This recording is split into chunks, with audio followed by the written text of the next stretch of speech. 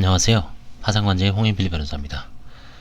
예, 오늘은 그 57년 남자분의 그 면책 사례를 보기로 하겠습니다. 사안은 사실 좀 평범한 사안입니다. 뭐 특이한 점은 없고요. 채무자는 이제 동작구에서 주로 살아왔고요. 직업 이력은 이제 뭐 회사 영업부, 그 다음에 이제 90년에서 2017년까지 주택 주식회사, 일종의 집장사, 집 짓고 이제 빌라 같은 거 지어서 이제 분양해서 파시는 분 있죠. 그런 걸 하신 것 같습니다. 이제 실제로 이제 폐업은 2017년 했지만 2014년부터 이제 사실상 뭐 일용직으로 특별한 직업 없이 채무를 변제하지 못해서 이제 결국 파산에 이르게 된 것 같습니다. 배우자가 계시고요. 그 다음에 자녀는 4자녀고 뭐 자녀 명의로 조사를 해봐도 특별하게 은닉한 재산은 없는 것 같습니다. 이제 아마 향후에 만약에 이제 2020년 2월 이후에 이 자녀들을 조사할 때 이런 분들 같은 경우는 이제 관제인이 좀 세밀하게 조사할 필요가 있어요. 이분은 이제 뭐 자녀분들을 지금 과거 구제도에 의해서 자녀들 것을 샅샅이 냈기 때문에 문제는 없지만 앞으로 만약에 이런 분들도 이제 본인 것만 낼 거 아닙니까? 그런 경우에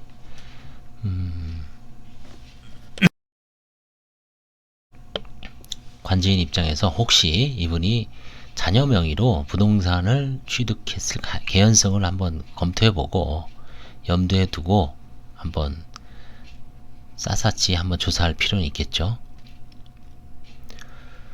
그래서 이분은 지금 현재 명의 재산이 있습니다. 관악구 신림동에 도로 2제곱미터, 한 평도 안 되죠.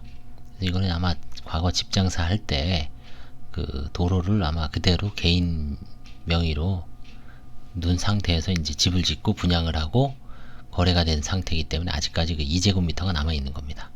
특별히 의미 있는 재산은 아닙니다.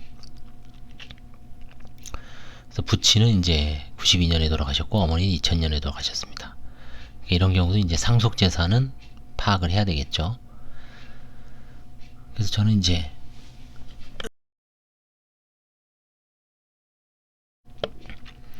사실 그래서 이제 제가 보고서를 이렇게 유심히 보니까 이거를 가장 먼저 여기다가 이제 1번에다 씁니다. 판사님한테 보고할 때도. 다른 관제인들은 뭐 주거 관계가 어떻고 이렇게 쭉 이제 뭐 전형적인 포맷에 맞춰서 쓰는데 저는 이제 이 보고서가 다 틀립니다. 그냥 제가 생각나는 대로 쟁점 위주로 씁니다. 그래서 근데 이제 그 중에서도 이 1번은 거의 그 상속재산을 조사하고 있습니다. 그래서 부모님 돌아가신 날짜 이렇게 가급적 그 말수자 초본하고 재적 등본을 잘 살펴서 여기다가 아예 박아 놓습니다. 날짜를. 그래서 지금이 이제 2019년이죠. 그러면 19년 전에 돌아가시고 이건 벌써 한 25년 됐죠. 이런 경우에 무슨 뭐 상속재산이 있을까라고는 하지만 실제 간혹 있습니다. 미등기 상속재산이 있을 수가 있고요. 아직까지 등기를 안 한 상태로 가족들이 협의 분할을 안 한 상태로 망인 명의로 가지고 있는 거죠. 그런 경우가 있기 때문에 이거를 꼼꼼하게 조사를 원칙대로 하면은 별 문제는 없습니다. 좀 귀찮아서 그렇지, 힘들어서 그렇지. 그래서 이 상속재산은 가장 1번에다가 거의 그냥 붙박이로 놓습니다. 그래서 제가 뭐 최근에 보여드렸지만 상속재산이 나올 수밖에 없는 구조입니다. 상속재산이 이제는 뭐 시대적으로도 그렇고요.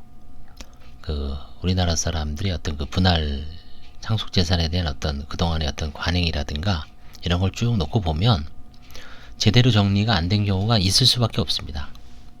그 부모님 돌아가시고 생전이나 사후에 뭐 이렇게 정리하는 게 아니기 때문에 분명히 상속재산은 앞으로도 계속 문제가 될 것이다 라고 생각을 하고 있습니다. 그래서 늘 그 기수별로 19건 중에 한두 건, 많으면 두세 건 나오죠.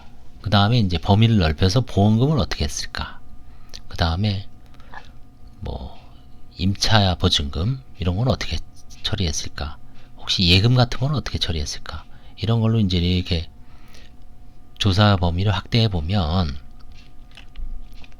걸릴 여지가 좀 있습니다. 이항 2019년 6월 14일 재판상 이혼 소송 중입니다. 이분도 이제 배우자 명의 그 자료는 잘 냈어요. 그렇기 때문에 재산 분할은 뭐 법원에서도 어떻게 해줄 수가 없죠. 재산이 없는데 뭘 해줘요. 그래서 이거는 기다려 볼 필요도 없이 그냥 면책을 시켜도 큰 문제는 없습니다. 2제곱미터는 당연히 이제 환가 실익이 없어서 포기하고요. 그래서 결국 결론은 파산 절차 폐지 신청 및 면책 절차 종료 의견입니다. 빨리 면책을 해 주십시오라고 이제 올리고, 법원에서도 특별한 문제가 없으면 채권자 이의도 없고 하면은 바로 면책입니다. 이분 보십시오. 6월 10일 날 신청했죠. 파산 선고했죠. 그러니까 한 4월쯤에 아마 신청했을 겁니다. 그럼 2달간 법원에서 서류 심사를 한 다음에 예납 명령을 발령하고 파산 선고를 이제 이렇게 추립니다. 한날에 하니까. 그리고 이제 2달 후에 제1회 채권자 집회 열고, 이때 특별한 문제가 없으면 8월 말이나 9월 초, 그럼 4월부터 9월이죠. 5개월 정도 걸린 겁니다. 이런 경우에 가장 전형적으로 신속하게 끝나는 사안입니다. 그래서 하여튼 도로 같은 거, 뭐 이런 도로라든가 기획부동산이 가지고 있는 뭐 예를 들어서 강원도 춘천시 뭐 무슨 면, 아니면 경기도 가평군 뭐 어디 하여튼 지방에, 아니면 민통선에도 나오죠. 민통선에도 뭐 수만 평 갖고 있는 분 봤습니다. 옛날에. 근데 다 가치가 없죠. 그렇죠? 그래서 그런 경우 때문에 파산 면책을 주저할 필요가 없다는 얘기입니다. 빨리 들어오셔서, 대부분 관제인이 매각을 하고 싶어도 뭐 공고 매각을 한 다음에 매각할 대상이 없으면 한가 포기하면 되거든요. 그래서 그런 거 걱정하지 마시고 빨리빨리 면책을 신청을 해서, 파산 면책을 신청해서 신속하게 면책을 받으시기 바랍니다. 감사합니다.